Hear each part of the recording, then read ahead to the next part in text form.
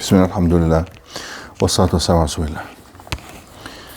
We will go back to the funeral, to the chapter of the funerals, Kitab al-Janaiz. Last point we had stopped at was praying the funeral on a deceased person who is absent from this locality. He died somewhere else, and we mentioned the opinions of the scholars on this matter. And basically, it's permissible to do, whether this person has received a funeral prayer or did not receive a funeral prayer wherever he died.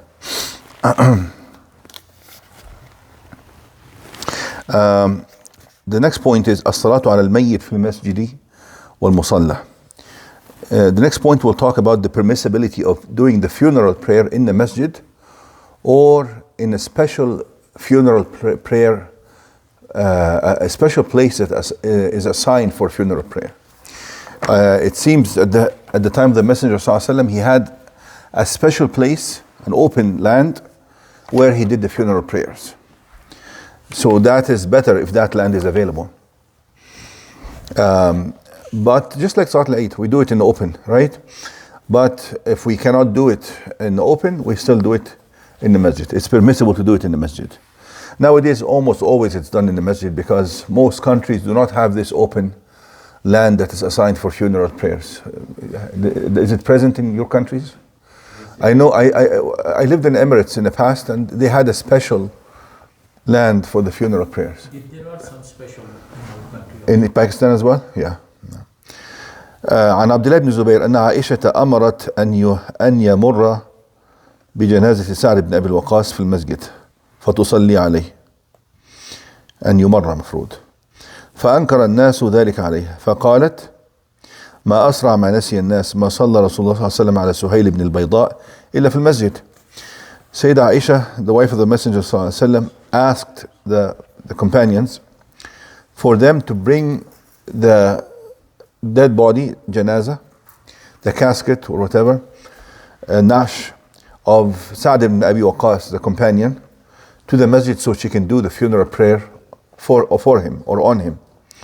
So some other companions of the Messenger did not like that. They criticized that. So he said, you people have forgotten so quickly. The Prophet ﷺ prayed janazah, funeral prayer, on a person by name of Suhail ibn al-Bayda, and he only prayed it on him in the masjid. He didn't go and take him to that open land. Maybe the Messenger ﷺ did that to show the permissibility of doing it in the masjid as well. Okay. We'll mention, and this is why the Shafi'i والحنابلة, الشافعية والحنابلة وبعض أصحاب مالك وأهل الظاهر, they all allowed, they said it's permissible to do it in the masjid. But some مالكية وأبو حنيفة قال تكره الصلاة على جنازة في المسجد واحتجوا بحديث ضعفه أهل العلم.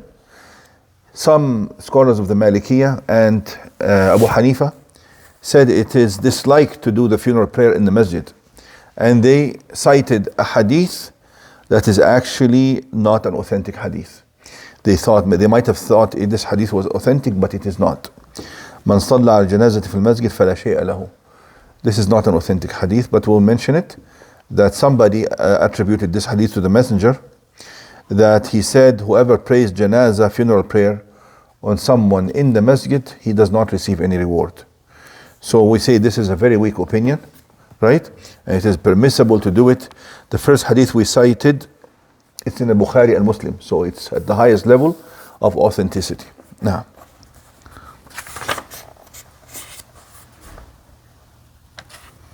and this is the opinion of most and the majority of people of knowledge. And this is the sunnah and the tradition of Al-Khalifatain, Abu Bakr and Umar. They did the same during their reign as well. صلى عمر على أبي بكر الصديق في المسجد. Umar al-Khattab did janazah for Abu Bakr al-Siddiq in the masjid as well.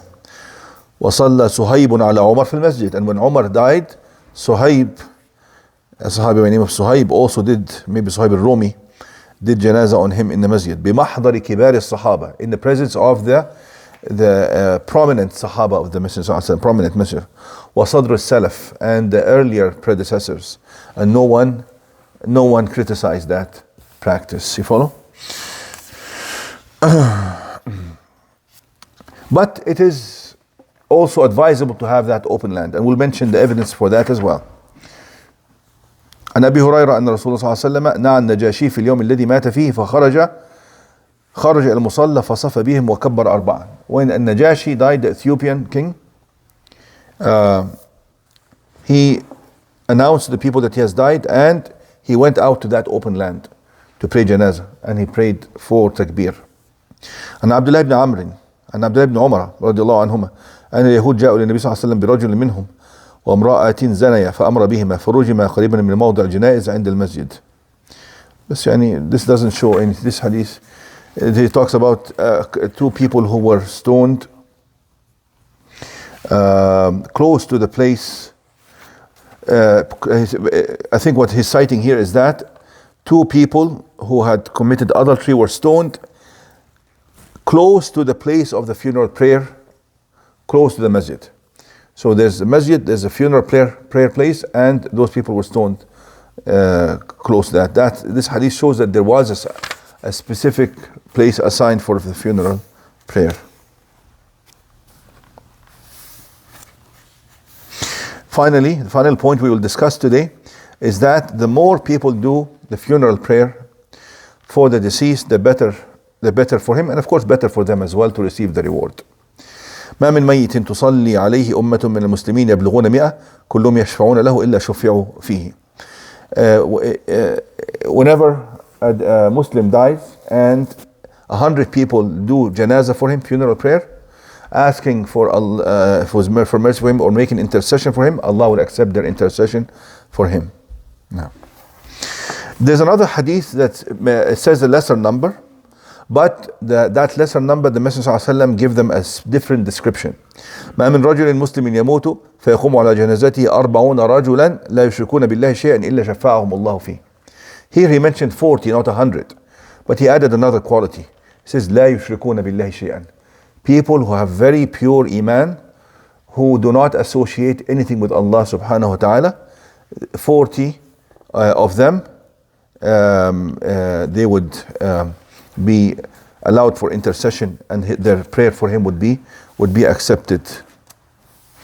And it is preferable to increase the lines, because in some narration it says if 3 lines pray for him, Allah will accept their intercession. So even if our number is little, it is preferable that we make, let's say we have 12 people, so we can make like 3 or 4 lines, each line 3 or 4. That is better than making 1 line with the 12 people. Okay, the next part is how to do the funeral prayer, which we'll discuss some other day, inshallah.